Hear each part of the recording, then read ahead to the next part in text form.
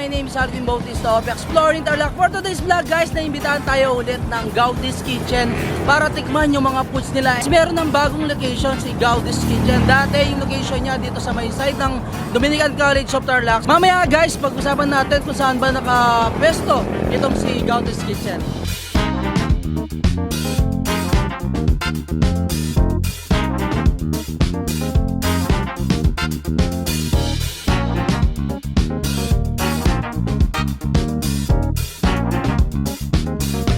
Ito na nga guys yung mga sinerve sa atin ni Gaudis Kitchen. So nung unang binlog natin siya, iba yung mga sinerve sa atin. So ito kompleto from dessert sa mga vegetable nila.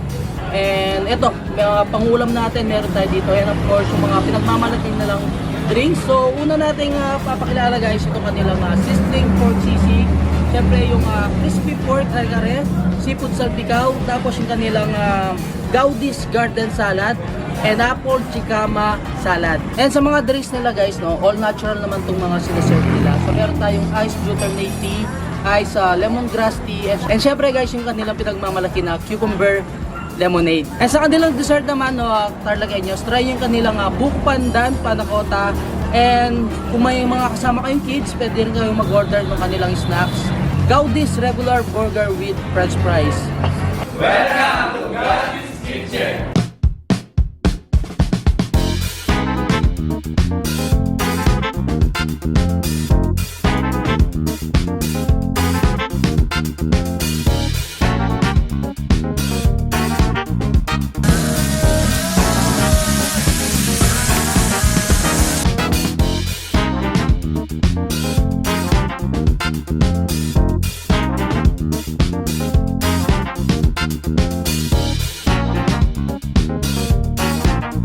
And guys, daw gusto nyo puntahan tong Gaudis Kitchen. Open naman siya ng Monday to Sunday, 9 AM to 11 PM. Good news para sa mga salad lovers dito sa Kapas.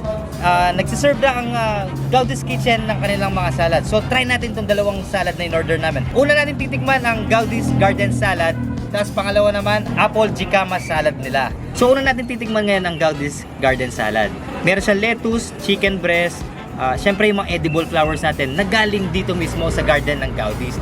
So meron silang blue ternay at saka cosmos, chicken tomatoes and mga croutons. Pangalawa naman, ito ang apple jicama salad. So perfect to sa mga gusto ng mga tuna kasi tuna ang ginamit na pang toppings as meat. Then meron siyang apple and singkamas. Kasama din yung nori nila or seaweeds. Ngayon kasi nangyari is nag-switch ako sa healthy diet ngayon. So perfect na perfect sa akin dito sa Gaudis.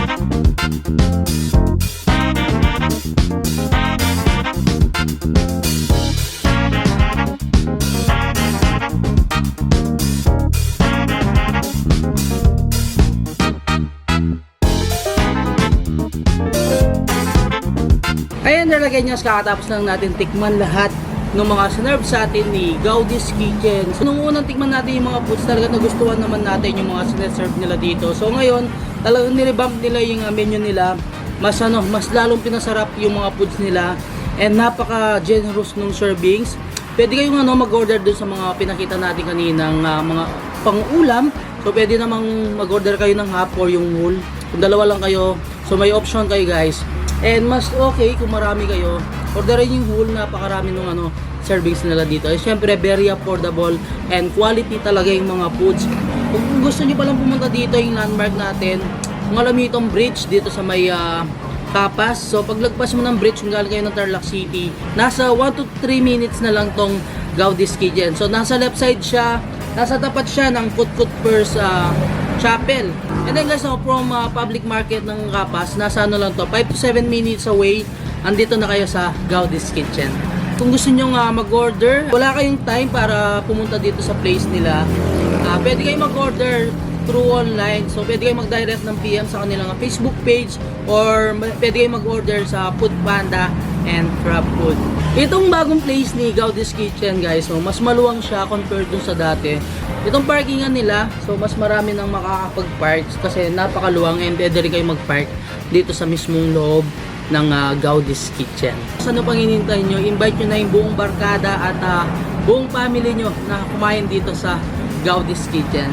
So hanggang dito na lang. Don't forget to subscribe, like, comment, and click the notification bell para updated kayo sa lahat ng videos ko. And of course, huwag nyo kalimutan i-share ang video to para malaman ng mga kapasenyos natin and then mga Tarlakenyos itong Gaudis Kitchen na nag-offer ng very affordable prices ng mga foods nila. And syempre, hindi mawawala yung quality ng foods nila. So until our next vlog, peace out!